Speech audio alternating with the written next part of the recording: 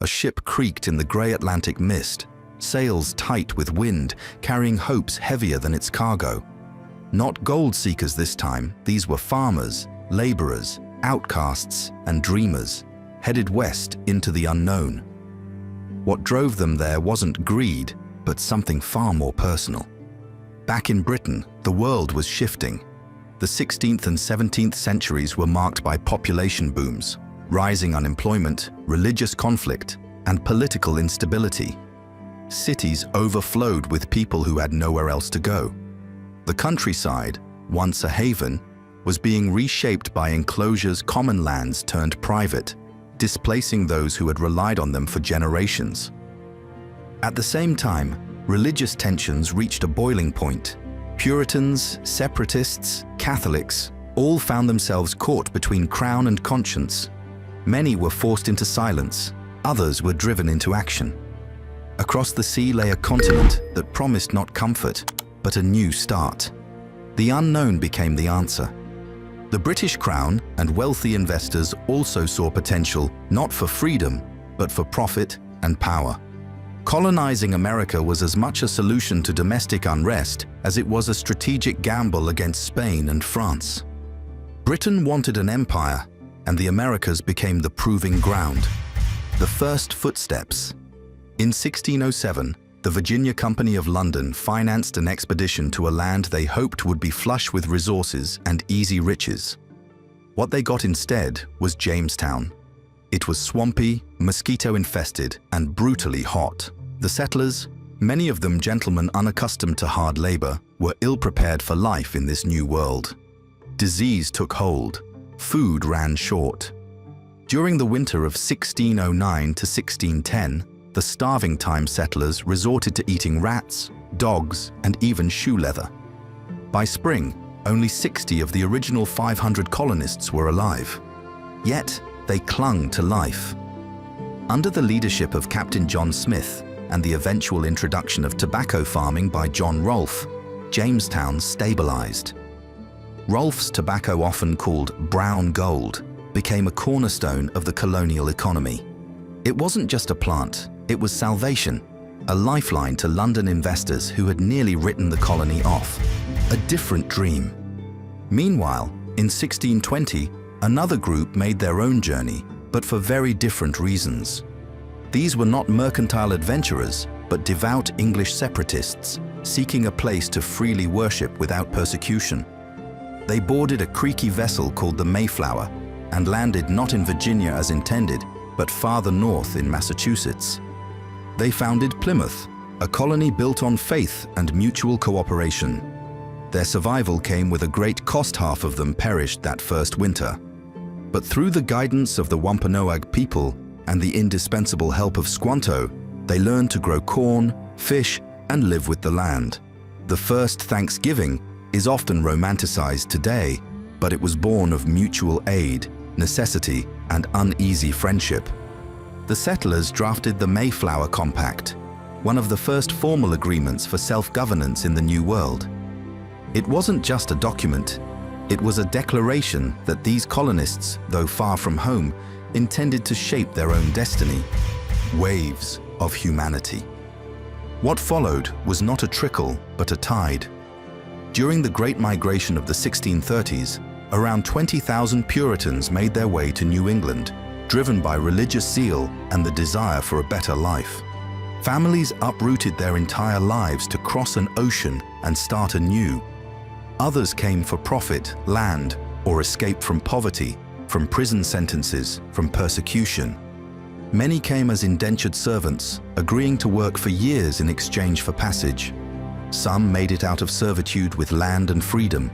Others never saw the end of their contracts. And then, tragically, came the enslaved. As early as 1619, Africans were brought to British America, first as indentured servants and later as chattel slaves. The plantation economies of Virginia, South Carolina, and the Caribbean colonies would soon rely entirely on this brutal system. Colonization was not only about freedom, it was about exploitation, and it would leave deep scars. Colliding worlds. At every turn, British settlers encountered indigenous nations, sophisticated societies with their own economies, cultures, and politics. Early relationships were mixed, sometimes friendly, often transactional, occasionally hostile. Trade of fur, food, and knowledge benefited both sides in the short term. But as more settlers arrived and demanded more land, tensions grew. Treaties were ignored, borders pushed. In Virginia, 3 separate Anglo-Powhatan wars would erupt between 1610 and 1646, each deadlier than the last. In New England, King Philip's War in 1675 became one of the bloodiest conflicts per capita in American history. Britain's expansion meant the displacement, destruction, and marginalization of countless indigenous peoples. Cooperation had given way to conquest, building empire. For the British Crown, the colonies were more than outposts, they were engines. By the mid-1700s, the colonial economy boomed. New England provided timber, fish, and ships. The mid-Atlantic colonies became breadbaskets. The South churned out tobacco, rice, and indigo. Trade routes stretched across the Atlantic and into the Caribbean. Enslaved labor fueled much of this. In Barbados, Jamaica, and the American South, plantations ran on the backs of those who had no say in their fate. Sugar and tobacco made men rich, but at devastating human cost. Tensions brewed within this economic system too. Colonists, who once depended on Britain, now resented its control. Taxes without representation, restrictions on trade, a crown that felt increasingly distant. When revolution came in 1776, it wasn't just political, it was economic and cultural. After independence, when the United States declared independence and won, Britain lost not just land, but a critical part of its empire.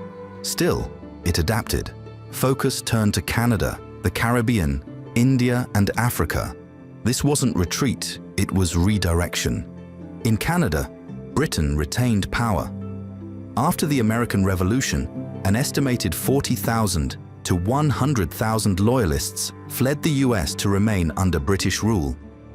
Canada became a patchwork of French and English, with distinct identities in Upper and Lower Canada, now Ontario and Quebec, formalized in 1791. Bermuda, too, became more vital than ever.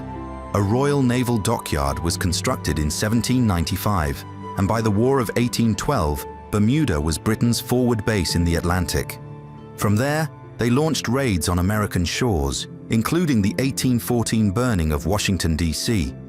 Throughout the 19th century, Bermuda became a hub not only for British military operations, but also for undersea telegraph cables, commerce, and later tourism. During both World Wars, Bermuda served as a base for Atlantic convoy protection and submarine hunting, often in coordination with Canada and the US, the last American colonies. Though Britain eventually gave up most of its American territories, it held on to a few. British Honduras, now Belize, had been contested since the 1700s. Officially declared a colony in 1862, it became independent in 1981, but only after years of tension with neighboring Guatemala, which continues to dispute its borders. The Falkland Islands, claimed by Britain in 1765, then briefly lost and recaptured, remain British to this day. Argentina's 1982 invasion reignited the debate, but the war ended in British victory. In a 2013 referendum, 99.8% of Falklanders voted to remain British, a rare example of a colonial legacy defended by its residents. Letting go. The end of World War II signaled the end of empire. Britain was exhausted, both economically and militarily. The Caribbean colonies pushed for independence. Barbados, Jamaica, Grenada, and others each gained sovereignty through the 1960s and 70s. A short-lived attempt to unite them in the West Indies Federation collapsed in 1962. Even Canada completed its transition from colony to fully independent state. In 1931, the Statute of Westminster gave Canada the power to reject British laws. Newfoundland, a separate colony, joined Canada in 1949 after a narrow vote. Today, Canada remains part of the Commonwealth, but its governance is fully sovereign.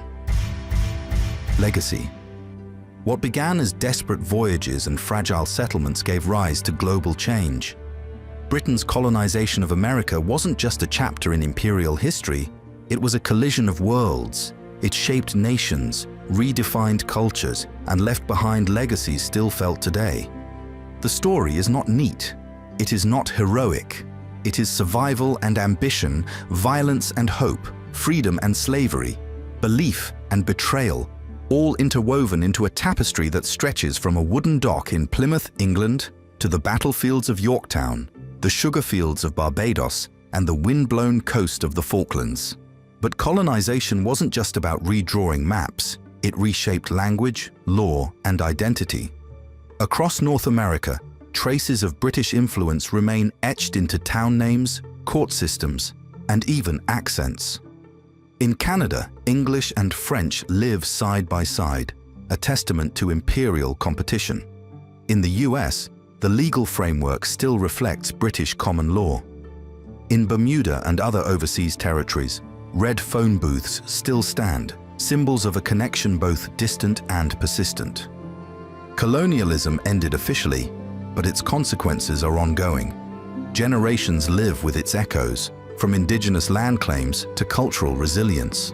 Understanding this story isn't about looking back, it's about seeing what still lives on. So, if this resonated, if it stirred a question, sparked a memory, or just made you want to know more, then like, subscribe, and leave a comment. Let's explore history not just as it was, but as it continues to shape us. You're part of that story now too.